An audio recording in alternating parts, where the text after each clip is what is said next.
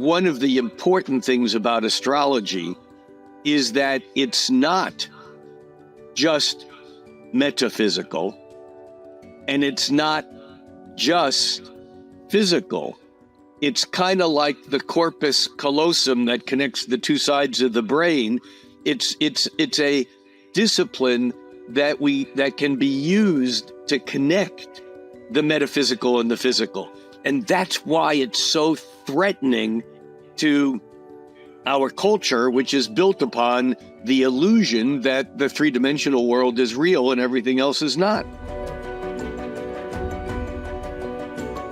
Have you ever walked away from a podcast or book filled with lofty spiritual and astrological insights, completely inspired by the concepts, but totally at a loss for how to apply them in real life? If you answered yes, you are in for a treat today. Hey there, Astrology Hub family, it's Amanda here, welcoming you back to our Astrology Hub podcast.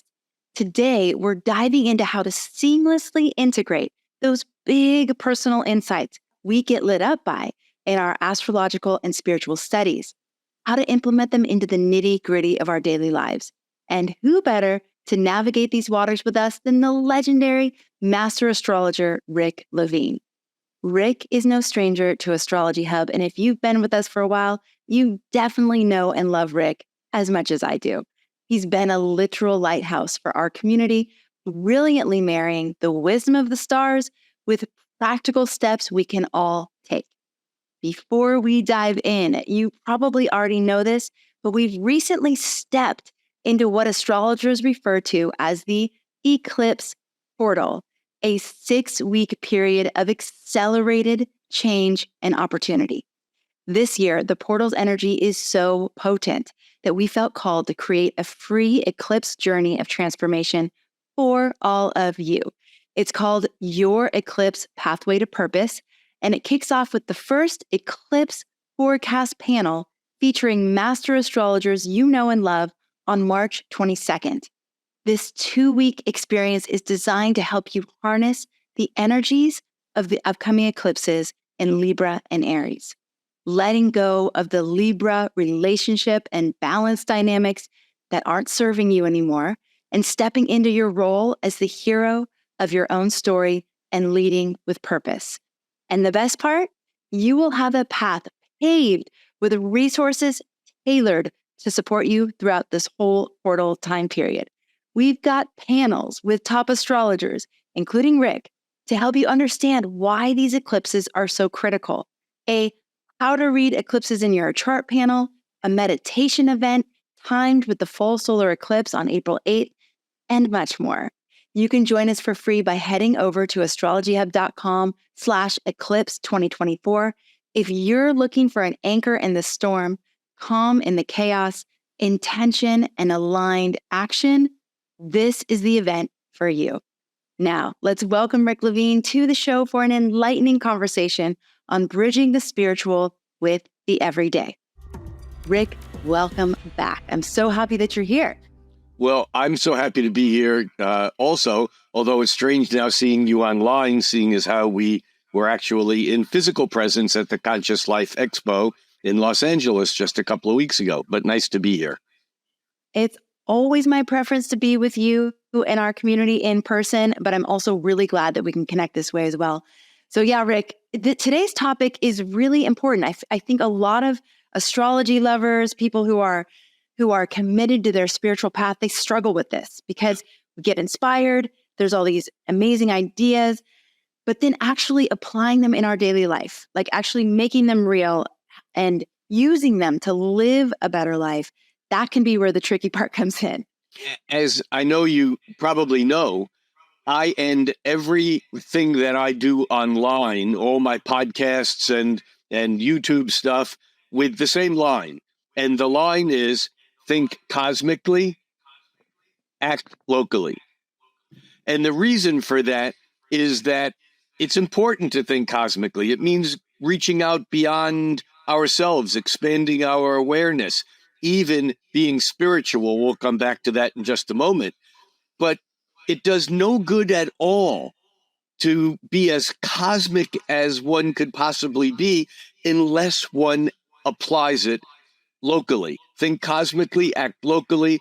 It has to be put into effect or into manifestation in our everyday life. Otherwise, it's just a waste of energy. I couldn't agree more. Do you see that? Okay, so when you say think cosmically, act locally, let's start here. Do you think that thinking cosmically actually helps us live locally? Like, are there aspects of studying astrology that actually help us do things in a better way? I believe that in theory, thinking cosmically should have immediate impact locally. But in practice, I've met too many people who spin those cosmic wheels of awareness and yet live lives that are, in my perception, quite lacking in their sense of spirituality. And of course, this is going to require us to have a short discussion on what the heck is spirituality. Yeah. Well, why don't we start there? And then I'd love to also hear your thoughts on where you think those traps are. Like, when you witness or observe people who, maybe have all the astrological wisdom or all the spiritual wisdom in the world, but they're not applying it in their life. But let's go first to that definition of what you mean by spiritually. Okay. So first of all, spirituality and religion are two totally separate things. They may have some crossover, but like thinking cosmically and acting locally, one doesn't necessarily imply the other. One can be religious without being spiritual, and one can be spiritual without being religious. Remember, the word religion comes from a Latin word religare, which is a verb which is to tie or to bind.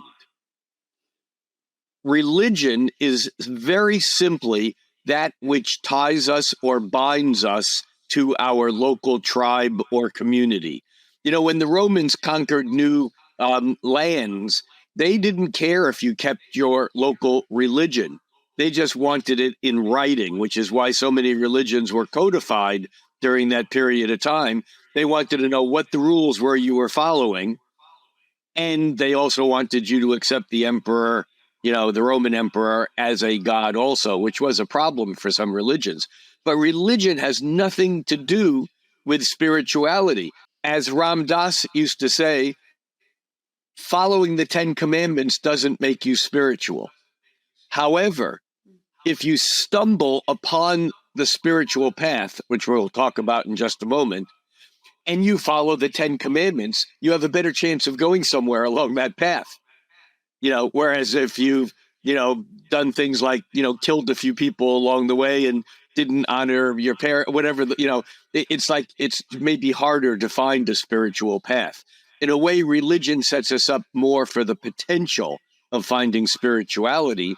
But spirituality really, the word spirit is very important because spirit actually means non-physical. When you think of alcohol, which used to be called spirits, it's because it evaporates so much quicker than water and it disappears, it becomes invisible. We talk to spirits, they don't have physical form. And so spirituality is really a blanket word that can mean very different things to different people, but it really has to do with transcending the physical. Yeah, I love that. Thank you. So, well, and also, would you say by definition, true or untrue, that because you define spirituality as non-physical, and so much of what we're reading or seeking to understand through astrology is a non-physical, or perhaps you would say it's physical, right? Yeah, sort of in the middle. Okay, right? So here's the importance of astrology, and here's the importance of integrating astrology into our real lives. Why thinking cosmically is not enough. Because when we're thinking about astrology, often we're just, going out this way. And I remember being at a conference once. Carolyn Mace was talking, and she was, she's the medical intuitive who's written a number of books on chakras and on healing. Anyhow, she was like pointing her finger into the audience, and she was saying, "You have no right to go out into the cosmos until you take care of your own stuff." There are so many people who are, what's the word? I used to know someone, I can't remember who this was, who called it premature enlightenment. People who have this whole kind of, it's almost like a bypassing of the way to get there, but somehow they declare themselves spiritual or enlightened or a light worker or or a being. And I'm not dissing any of those things. I'm just saying that one of the important things about astrology is that it's not just metaphysical, and it's not just physical. It's kind of like the corpus callosum that connects the two sides of the brain. It's a discipline that can be used to connect the metaphysical and the physical. And that's why it's so threatening to our culture, which is built upon the illusion that the three-dimensional world is real and everything else is not. I love what you just said about that.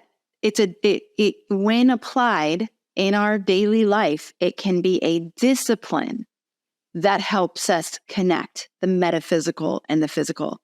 Yes. That's key. It can create a discipline, because one of the things I've recognized, especially in the inner circle where we're working with the lunar cycle month after month after month, it provides a structure in which being disciplined can be, I'm not saying always is, more streamlined, because you actually can use it to focus your energy, your intention, your awareness on different areas of your spiritual life at different times, depending on where the astrological energies are.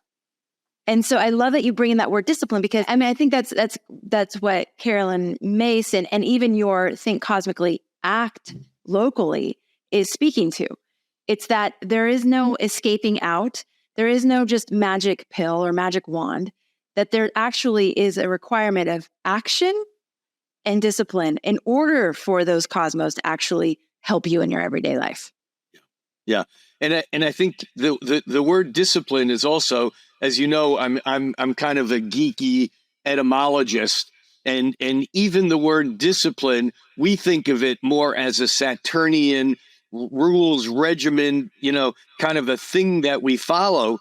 But the real word discipline actually comes from a student of or a follower of, and so, the Christ's, disciples were basically pupils. And that's what a discipline really is being aware that there's something to learn. And so for me, astrology as an ongoing discipline teaches us students, us pupils, we disciples, teaches us disciples. Is that right? Whatever. Basically, that as we pay attention to it and as it unfolds, it is part of our spiritual path, and it increases our awareness, which the Buddhists would suggest the only thing that we can change in our lives is our awareness. And when we change our awareness, then we change the possible choices that we have. And this comes to the point now of why do we do astrology, and what does it have to offer when we're trying to infuse our higher principles of compassion, of love, of the belief of something that goes beyond the illusion of the Rick Levine game or the Amanda Pua Walsh game, which are egocentric things that are involved in our survival. When we step out of that realm, astrology has something very important to tell us, because it allows us to increase our awareness of our inside's relationship to the outside. Remember, the Emerald Tablets do not say that we are this way because there's an eclipse. it says that it's not as above, so below. That's only the beginning of it. The rest of that statement is the inside and the outside are one and the same. And that the illusion of living this life in the Rick Levine game is the illusion that there is an inside and an outside and it's separate. Oh, and look, sometimes they're actually even humming with each other. That's astrology, but that's an illusion too. They're not humming with each other. They are one and the same.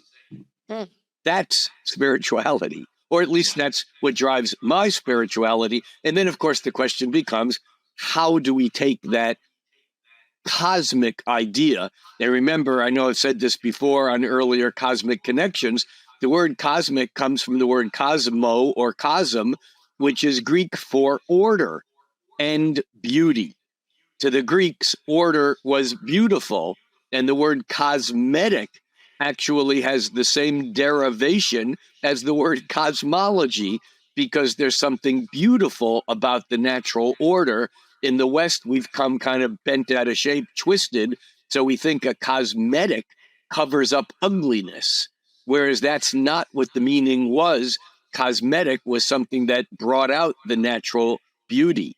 The natural beauty in the natural order. It's been said that, that we, there's a saying, you may know it, and I think it comes from Course in Miracles, that we are not physical beings with a soul, we're a soul having a physical human experience. And I read an interesting twist on that recently, whereas spirit doesn't exist within us. We exist within spirit. You see, the difference in the Platonic understanding, and I know I've talked about this in my fundamentals course that's here on Astrology Hub, but that soul is really spirit encapsulated in a body. We have a soul. I have a soul, but I can only perceive my physical part of my body, but there's something that is not perceptible, but it's not separate from my body. Now, when that soul is not in a body, as it ascends to the heavens, to the cosmos out there in here, but outside of my body or away from my body, that's spirit. Spirit is the yang, upward ascending, the masculine, and yin, the soul, the internal feminine. So really the question is, in this whole thing, is how do I become more spiritual? It's really about, how do I transcend my physicality and move into the world of meta, or invisible metaphysics? But I would say that there's always two sides, and we also have to be aware of the fact that we are in bodies. We do have a soul. We do have physical being. And if I just become spiritual without having any sense of my ego or what it is that the soul is expressing itself through, I won't pay rent, I won't eat, and I'll be spirit in a matter of days, weeks, months. I'll be gone. And so there's this balancing thing. So it's not just about being spiritual. It's about, how do we work that edge between the physical and the metaphysical that doesn't believe that our physicalness is what's real and important, but is always pushing our awareness into these metaphysical, non-physical, invisible, beyond the Rick Levine or Amanda Pula Walsh game, so that we can act in our daily lives in ways that include that the universe doesn't exist from my point of view. My universe seems to. You have said so many amazing things already. One of the things that you mentioned, that there are qualities, higher qualities in the universe. Yes. And that when we ask the questions, that our reality is created based on the questions we're asking. How do you see the planets, the zodiacal archetypes, playing into us being able to ask higher level questions? Great question. Great question. Yeah. Do you know what a psychic medium is? Yes. Yeah. To me, planets are psychic mediums. They're halfway points. A medium is just something in between. You go to a psychic medium to basically communicate with disincarnate spirit. because you can't or I can't, but some people are attuned to those more subtle vibrations. We go to the planets as intermediaries to communicate with the absolute, whatever that is, whatever you want to call it, God, it's okay with me. Call it entropy, call it, the quantum field. I don't care what you label it. That's not important. But to me, the planets are where the meta becomes physical. It's where the invisible becomes visible. It's the halfway point between what appears to be non-existence. I mean, one of the things that's driven my study in astrology since I first became curious about it as a teenager, the question which I wasn't able to formulate there, but I did by my early 20s, and my underlying question is, how does nothingness, how does invisibleness, how does metaphysicalness create the constellation of your life, my life, anyone's life, the things that you own, your children, your parents, the people that have come in and out, your books, your personal possessions, your memories, the patterns you weave in the real world, that all came from nothing. And yet it seems to be in harmonic resonance with what we might see in a chart. How does that happen? What is that mechanism? Because something is going on. It's not just random, arbitrary, because if it was, we wouldn't be able to see these patterns. And so, I think that really, I think that the planets in some way become observable cycles. And like everything in the universe, if we don't see it, we don't know it exists. We can't use that as part of our reasoning to make choices.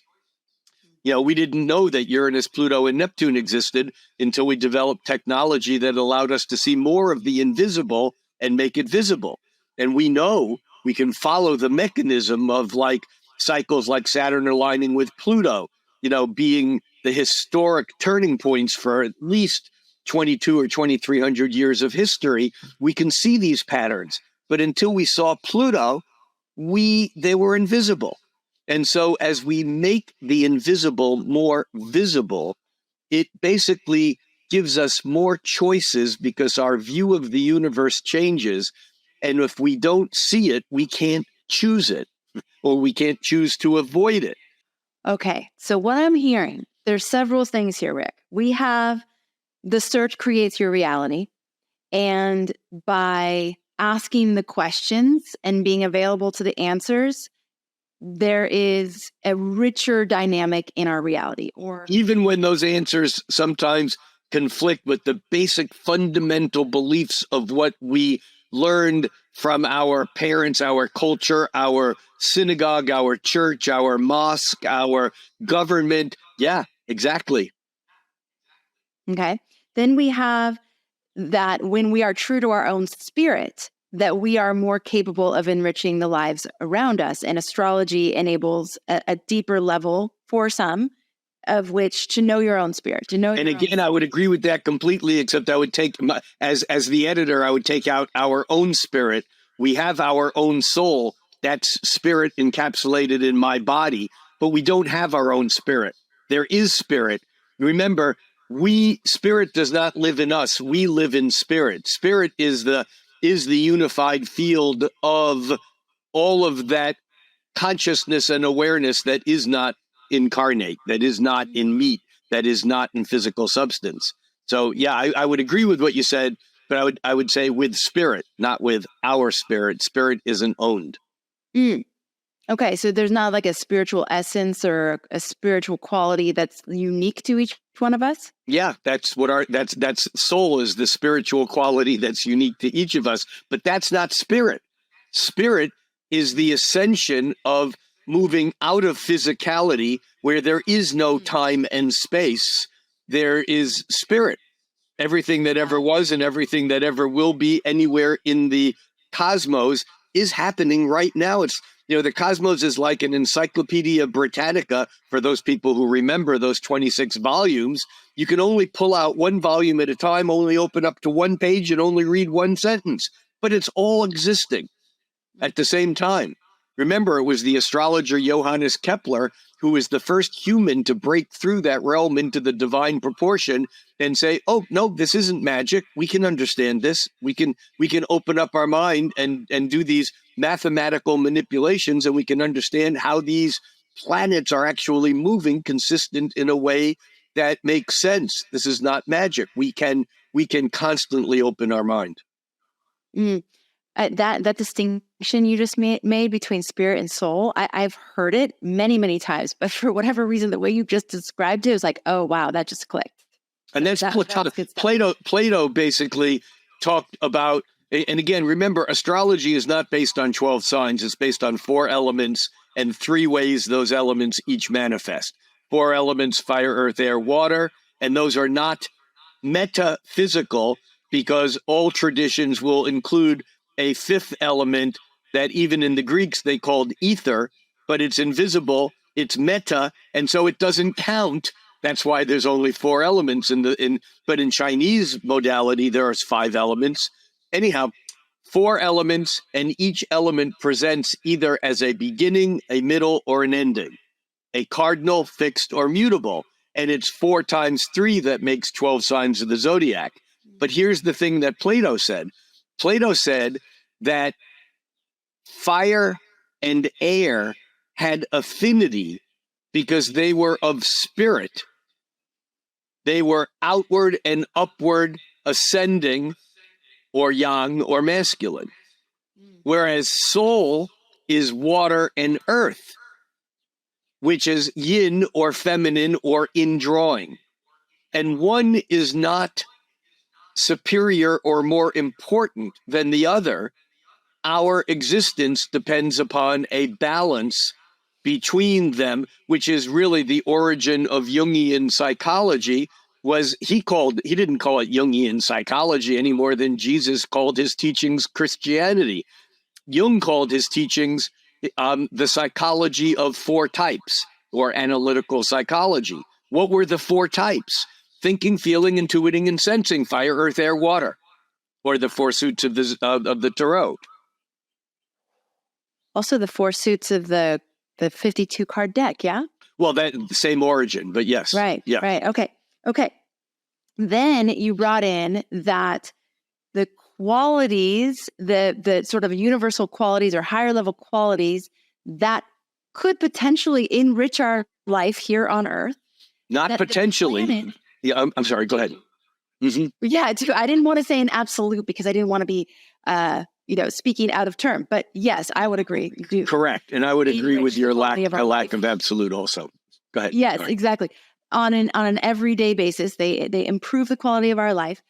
That the planets act as intermediaries to help us actually bring those somewhat intangible qualities into physical form. That there's an actual psychic mediumships, as you said, that we can actually tune into, that because the planets are visible, they somehow help us make those invisible qualities more tangible in our lives if we work with them that way. And if we observe them, we actually can see that manifestation occurring. And once we see it occurring, we then begin to have the ability to see the patterning enough that we can say, that pattern is based upon this illusion that was created by this event when I was 3 years old because I didn't understand what was happening then, or when I was 7 years old and I didn't know that I wasn't responsible for that event then. It happened to me, and because I felt I was responsible for it, it's changed my next 40 years of life, because every time something similar happens to that, I feel like I did something wrong and I go into this aberrated behavior and I don't even realize it. And therefore, astrology can be used as a therapy, because remember, therapy is really a relatively recent invention, Freud, onward, in the early 20th century, that basically had to do with going back and seeing patterns that you didn't know existed and taking a story that you were telling incorrectly, retelling it so that you're freed from these invisible, repetitive, neurotic patterns, which I would suggest, and I'm not the first person to suggest it, that's what civilization does.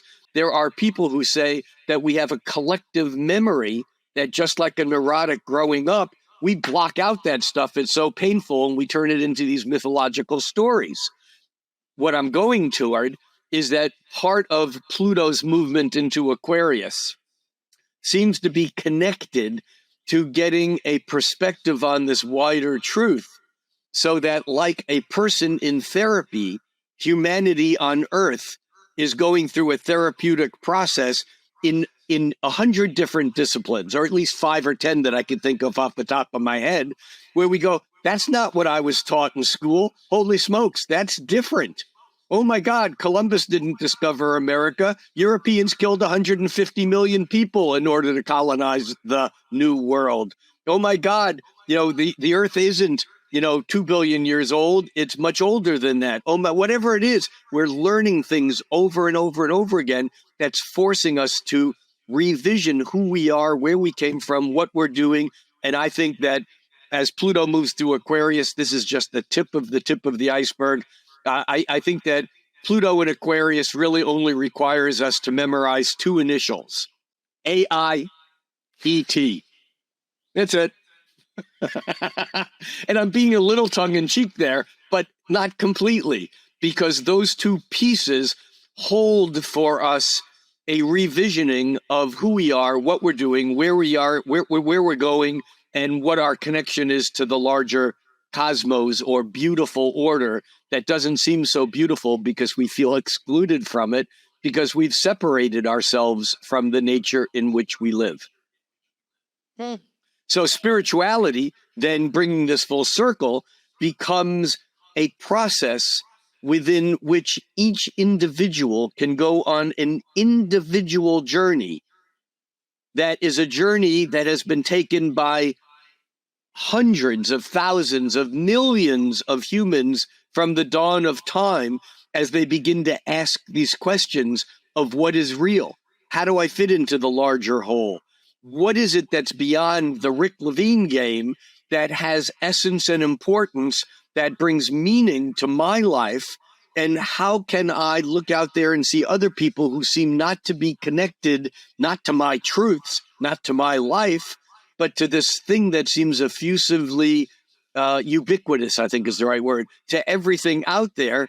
And what can we do? This is why I believe, this is why you do Astrology Hub. It's why we do what we do, because there's a part of our spirit that is not going to let us just be quiet and passive while all this stuff is going on, without doing whatever we can to help the planet Earth, humanity, journey toward this greater spiritualism.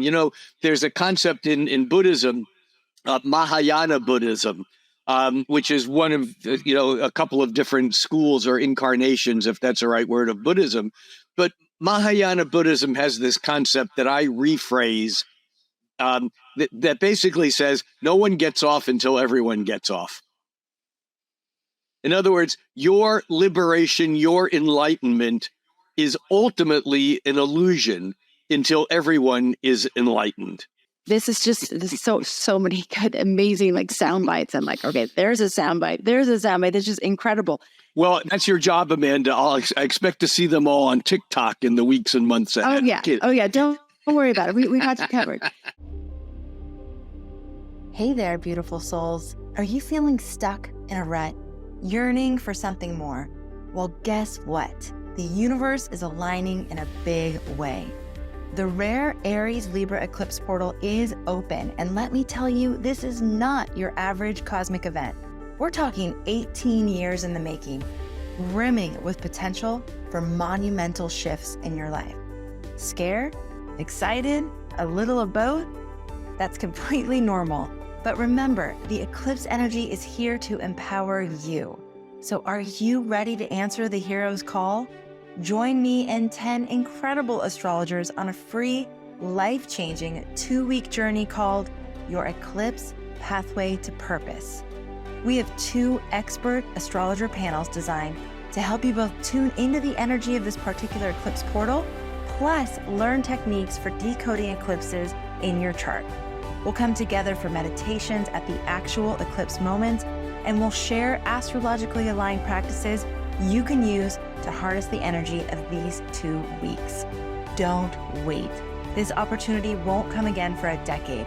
Registration is open. Just go to astrologyhub.com/eclipse portal to save your free spot now. See you there.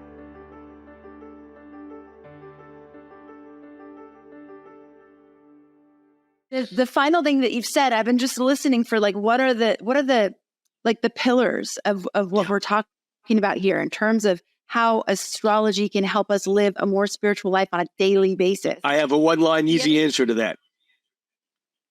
The great guru said, and I don't know who the great guru was, but again, it wasn't me.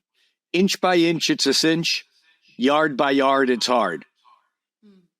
Everybody's journey is different. There's no one answer. Any astrologer or life coach or teacher who goes, here's what you do. It's these 5 steps.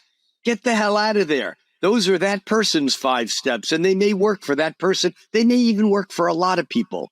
But part of going on this spiritual path is the awareness that that path, although, like I said earlier, hundreds of millions of people have gone their lives down a spiritual path. Every one of those paths are different. It's not just about making an intention. Intentions are great. The secret, I mean, it's an important concept in theory, but in practice, it misses something very important. And that practice is doing something physical. You can't just say, I want this, or my intention is to live a life, blah, blah, blah, blah. You actually need to pour water into that dry pump before you can get any water out of it. You need to do actions. This is why we create ritual. Ritual is simply a little way of making a pattern, whether it's my ritual of having these flowers near me, which to me is part of a ritual that just reminds me that there is a beauty, a beautiful order that I don't sometimes see when I'm just focused here. And so we make these rituals that kind of give the gods, the planets, a way to manifest in the 3-dimensional world. You know, I have a concept that I've been working on. It's a book that is not yet written, but I call it The Planets in Your Pocket. I think we've talked about this before. And it's basically forget about your chart. I don't mean be ignorant about it, but I don't care where your moon is. Or I shouldn't say I don't care, I'm a Cancer moon. I don't mind where your moon is. You know, your moon can be in Aquarius where it might seem to be emotionally detached by some people. It can be in Scorpio where it might seem to hold on to passions with great intensity. Doesn't matter. It's like you have all the planets in your pocket always. And there are times when we need to reach into that pocket and pull out Mars so that we can maintain a boundary. There are times when we need to reach into that same pocket and pull out Jupiter so that we can expand our mind beyond those normal boundaries so that we can understand something from a greater perspective. There's times when we need to pull that Venus out of our pocket and somehow do something that invites it into our life. It's not about, oh, no one loves me. Forget that question. If you think no one loves you, then work harder to love. It's not about what we get, it's about what we do. And again, all the astrology as a practice, not about looking at birth or natal charts, not even about joining a group to do a meditation or ritual at a new moon, full moon, or eclipse, all of which I think are important.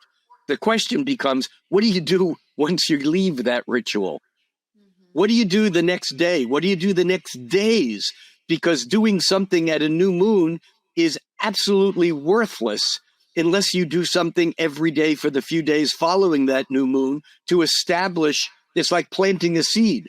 You can't just plant a seed. You need to water it. You need to nurture it. You need to bring it into existence. And then once it appears, oh my God, there it is. My work's done. No, that's when your work starts. And so what can we do as astrologers to become more spiritual? It's work on that place in our lives where the physical and the metaphysical meet, where the world that we think we live in kind of bumps up against the world that we think we would like to live in that has those more larger transcendent cooperation, compassion, love. How can we in little ways push little parts of our lives there? Because as we do, those behaviors have impact on people around us that then encourage them. And I don't mean through words, but it gives them a field in which then they can easier act and react in ways that then becomes the ripple that Teilhard de Chardin, in his wonderful book, The Phenomenon of Man, in which he envisioned the World Wide Web, he called it the noosphere. The noosphere, in his way of thinking, was the fire of God becoming this like an atmosphere around Earth that was not physical, that became the thought of humans that was basically going to find truth. Now we're at a delicate situation where we seem to be vacillating between truth with a capital T and lots of truths with smaller t's that may also not be truth. And it's very complicated, but that's the process that we are in at this point of rebirth, at this point of a humankind being in labor, constricted in a birth canal, and we thinking this is reality. No, this is the process that we go through as we're going from a death of one thing, coming back to the Pluto into Aquarius, and the Pluto return for the United States of America. And I know I've said this here before, that a lot of people say that Pluto's return was 2022 and 2023. Well, using tropical astrology it was, but Pluto didn't make a complete orbit because it's 248 years. You had 248 to 1776. You got 2024, 2025. We're still in that process. And Pluto is about the process of deconstruction, reconstruction, or what we sometimes call death, rebirth, with the understanding that you can't have birth without death prior, and you can't have death without a rebirth after. And we're in this long-term cycle of seeing that process play out in our lives, and we can't change it. It's too big of a cycle. But we can think cosmically and act locally, very locally. Our children, our friends, our parents, our employer, our employees, how do we interact with those? How do we interact with our environment? What do we do on a minute-to-minute, day-to-day basis? And it's not about being perfect. We're human. We're supposed to be imperfect. It's what can we do every day that just ups our own personal game, that moves us from the physical into the metaphysical, because like it or not, that's the larger process we're all in. It's been said, I think it was by Jung, that life is a disease with a bad prognosis because the outcome is always fatal. And so we all will become metaphysical. And so I think it's important to keep in mind that in little ways, daily rituals, daily practices can help us embody that metaphysical journey. And it's not about someone telling you what to do. It's about you making little things in your own life that allow that water to be priming the pump that you want to eventually gush in some sort of, kind, compassionate, spiritual manner. End of rant. Brilliant rant, Rick. I've missed you so much. One of the things that you just talked about there with rituals and, new moon and full moon and daily, and that none of it matters unless we're actually doing something with it. One thing I just want to add is that the astrology, what it can do for us in support of those rituals is it gives us a visual cue, a visual reminder.